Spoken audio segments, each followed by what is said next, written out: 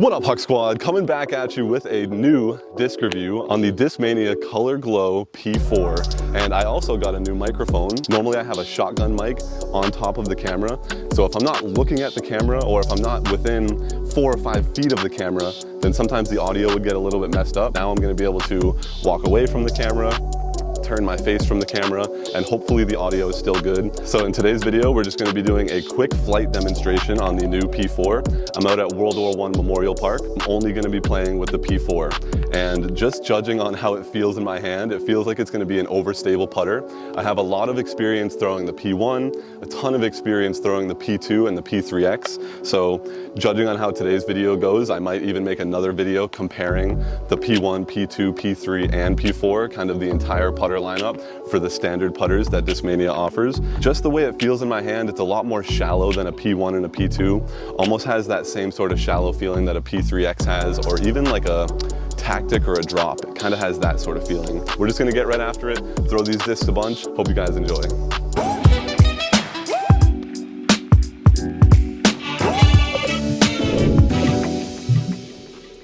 Okay, while I let these fine gentlemen play through, check out these little trinkets that we were just able to see.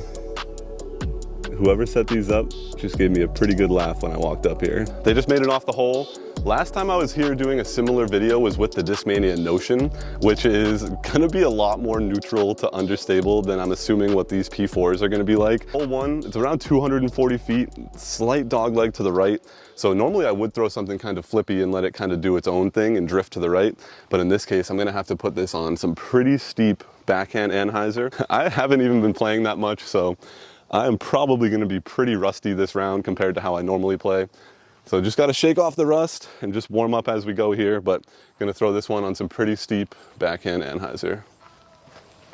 Bruh. And so much for steep. And right into a tree. Let's try another backhand anhyzer here. Maybe I'll collect that other one to see a forehand shot, but want a little bit of a better release on that backhand anhyzer. That was better, and it definitely fought out of it towards the end.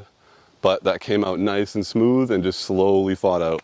So that second throw on the first hole was definitely much better than the first. Came out on a great angle and just slowly fought its way back to a hyzer. And I didn't collect and go forehand, but you'll see some forehands over the next couple holes. This hole is gonna be really tricky with a disc like this because normally you want something flippy that you can pop out on hyzer and just let it coast downhill. It's a really tight tunnel hole, 300 feet or so, but really not much left to right movement. So to get an overstable disc like this on an anhyzer flex down a tight tunnel is gonna be tricky, but I'll give it a shot. Might be setting myself up for failure here.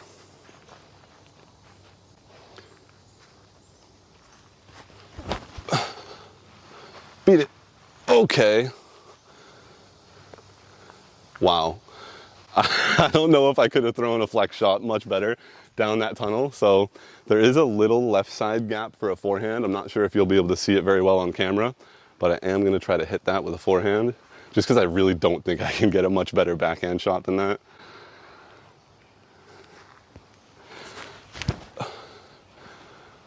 And actually, wow, we take both of those. Those were both much better results than I had expected. For that being a P4, like in the putter lineup, and still being able to handle the torque on that forehand really makes me happy. So I'm happy with both of those shots. Probably not even gonna really putt out today, but just figured to putt out on this one just because I'm actually putting for birdie with both discs, even though I would never actually putt with a P4. It's just too overstable. Got it. So that one, I think, was the forehand, if I'm not mistaken. Then the backhand kind of skipped up left a little bit here. Got a little bit of a skip at the end. Yeah, these definitely feel weird to putt with. I don't putt with anything this shallow or anything in like premium plastic. Maybe I should. 2 out of 2 birdies on hole 2 with an overstable disc. What? I couldn't have drawn that up if I tried. I cannot believe that I've been making videos for like 8 years and it took me that long to get a lav mic. I'm watching back some of these clips just already in the first couple holes. The audio is way better than the audio from my old shotgun mic, and I can stand 30 feet away or 70 feet away and not even looking at the camera and not have to worry about projecting my voice all the way back to the camera. Man, it should not have taken me this long to get one of these microphones. This is gonna make a huge difference for me and just for the quality of stuff that I can make on the channel. Pretty much every single backhand I'm gonna throw today is gonna need to come out at least flat or on a little bit of ante. That way it can kind of fight by the end of the flight.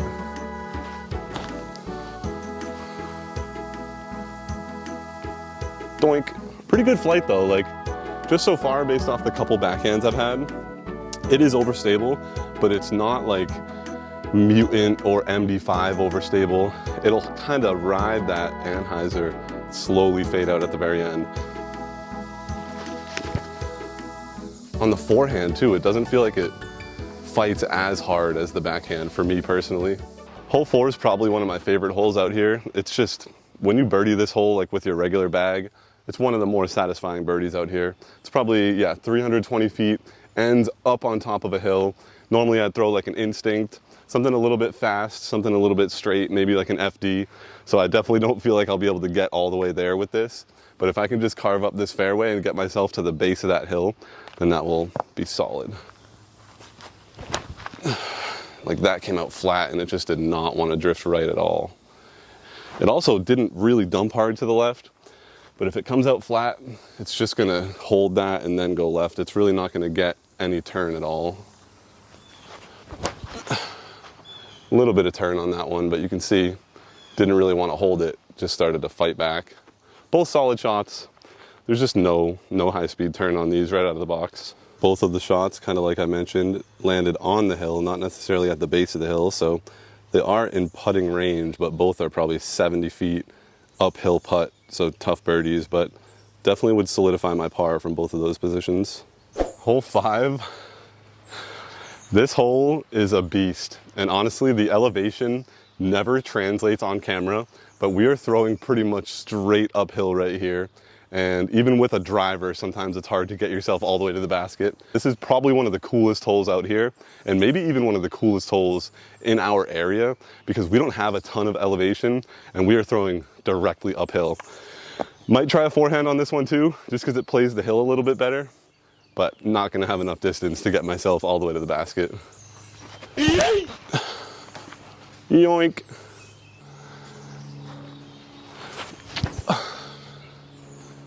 That was good. Pretty much all the way to the top of the hill. I'd have like a 50-foot putt from there, which I would definitely take throwing a putter uphill like that on a forehand. So I caught back up to the guys that are in front of me. They're almost holing out right now on hole 6, but just give you guys a quick synopsis so far of how I feel about the disc. Overstable putter, not too overstable where you feel like you throw it and it's just gonna come right to the ground. And honestly, impressing me a little bit more than I expected on the forehand. I thought for the forehand that it would be really dumpy, but as soon as I throw it, even on the ones that come out pretty flat, it does like to hold for a while before it starts to come out. I haven't put too much Anheuser on my forehand shots with this disc, but it does seem like it's gonna slowly hold and then fight back at the very end. This doesn't seem like it's gonna be the type of disc to have any real high speed turn or any like hyzer flip. Even if you beat this thing in for a long time, it feels like it's gonna hold its stability pretty well. So I'm digging this disc so far. Let's throw hole 6. It is only like 80 degrees out right now, but it is so muggy and sticky. Like it feels like I'm already sweating like pretty bad, and it's only 80. Like it doesn't feel that hot. It's just like so sticky out here. Get left. Oh, that was looking so good. All right, we'll try the forehand. You didn't get much of a flight on that backhand here. The forehand is normally how I attack this hole, but it'll be with like an FD3 or like a DD3, not a P4.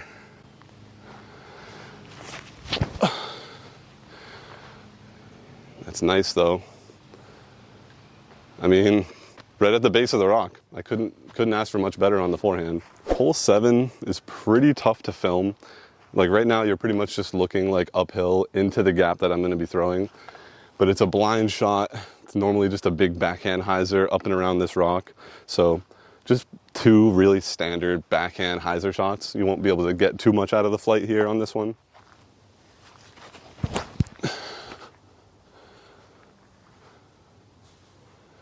That one's gonna be a little long left, I probably want it to hug the rock a little bit tighter than that. Ah, that's too tight. Yep. Kind of feel like putting this one out. My first shot landed kind of in the crap over here, but I do want to putt out just because I never really throw a putter on this hole. So getting myself just outside circle's edge with a putter would be kind of cool to get the birdie. To left. Oh, just there. Maybe if that was a P2 instead of a P4, it wouldn't have faded as much. So I know the title of this video is 9 holes with the Discmania P4, but we're on the 8th hole, and this is probably gonna be the last hole. The 9th hole is really tough for any disc review. Kind of split fairway, and it's extremely tight, and you can't really see a full flight no matter how good the shot is. So I might throw on this one, collect again, and then throw again to technically count as the 9th hole. And this hole is a little shorter. It has a forehand line and a backhand line with a potential ace. So probably gonna throw this one once, collect, throw it again, and then wrap up the video. Get through. Oh, right off the front of the rocks. Wow, that was like my first actual hyzer with it. And that, when thrown on hyzer, does just want to pretty much come right to the ground. There is no flip up whatsoever. Yeah, I think honestly, out of this whole video, what I'm happiest about is this microphone. I know I've mentioned it a couple times now, but just being able to walk away from the mic like this, talk at my normal level, and still have you guys hear and fully understand everything. And I have 2 of them, and my friend Mark has 2 of them. So whenever we do like a 2-camera episode, like doubles or something like that, we'll be able to mic up all 4 people and get mic'd up reactions from everybody. It would end up being like probably one of the more funny episodes ever put up on the channel if all 4 of us are mic'd up. Hit the gap, but a little too stable.